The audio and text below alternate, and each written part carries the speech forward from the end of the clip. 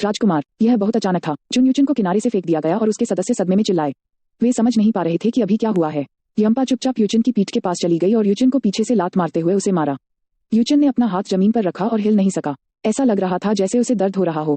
यम्पा, इसका मतलब क्या हुआ? यूचुन के सदस्यों में से एक और एक पीले टैग के साथ ओजीरान गुस्से से चिल्लाया। निचली भौहों के साथ उसकी लंबी ठुड्डी थी जिसने उसे एक उदास छाप दी।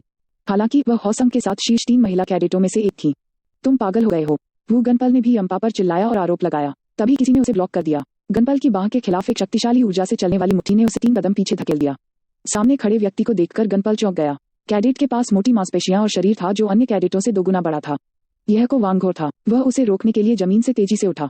क्या तुमने कैसे किया? यह समय है दोस्तों। को वांगघोर ने गनपल से मुंह न मोड़ते हुए अपने सदस्यों से बात की। जमीन पर मौजूद कैडेट तब ऐसे उठे जैसे वे ठीक हैं। यह जल्दी था। मैंने सोचा था कि हमें अधिक समय तक नीचे रहना होगा। ठीक है, योजना ने हालांकि काम किया। योवुन के सदस्यों को उठते देख चुन यूचुन के सदस्य हतप्रभ रह गए और वे उग्र हो गए।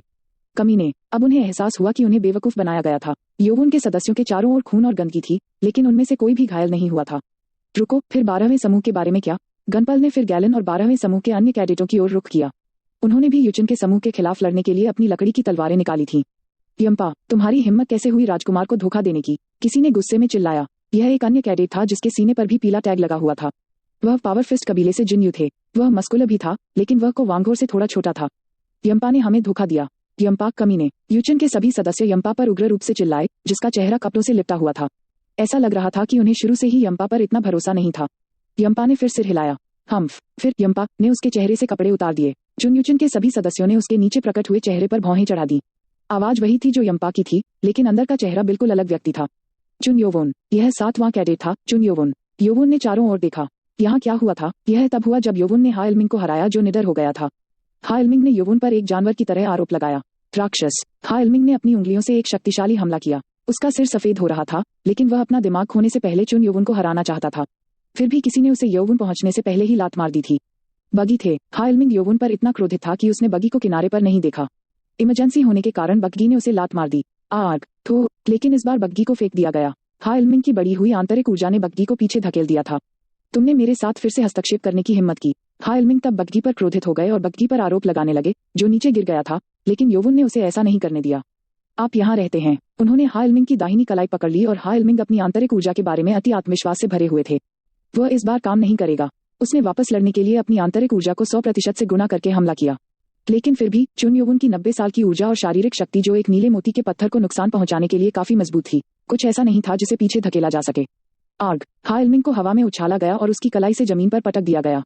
कारघ। योवुन फिर जल्दी से हाइलमिंग के ऊपर से कूद गया और अपना सिर थपथपाया। वह हिलमिंग पर हावी होने की इतनी जल्दी में था कि वह इस बार अपनी शक्ति को नियंत्रित नहीं कर सका। हाइलमिंग के सिर को यम्पा को पिन करने की तुलना में अधिक नीचे धकेल दिया गया था। आशा है कि वह नहीं मरा। कम से कम उसने सिर तो नहीं तोड़ा। सक्रिय दानव कला के साथ ऐसा लग रहा था कि हाइलमिंग का शरीर सामान्य से अधिक शक्तिशाली हो गया था।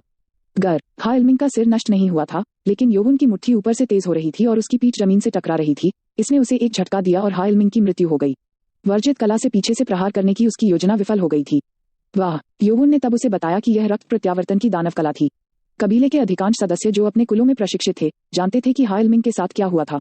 मैं इसे पहली बार देख रहा हूँ, लेकिन उन्होंने पंथ की निषिद्ध कला सीखी। उन्हें निष्कासित कर दिया जाएगा, को वांगघोर ने हाइलमिंग को देखते हुए कहा। यह एक मूर्खतापूर्ण विकल्प था क्योंकि हाइलमिंग को अपना बदला लेने के लिए भविष्य के अवसर की प्रतीक्षा करनी चाहिए थी। हम यहाँ कर रहे हैं। अब हम उन्हें मेडिकल रूम में भेज सकते हैं।